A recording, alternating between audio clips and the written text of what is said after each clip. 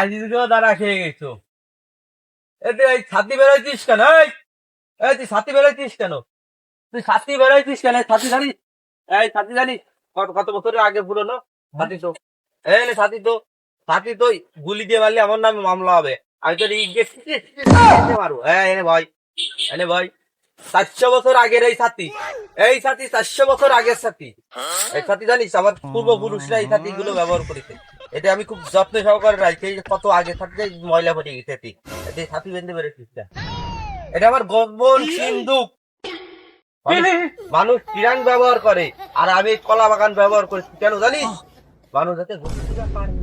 আসলে এনে হাসি খায়, এনে গোপন মাল জিনিস থাকে, এনে ব্যবহার মানুষ বুঝতেও পারবে না যে এই জিনিসটা ব্যবহার এই কারণে করায়। বুঝিস তুই?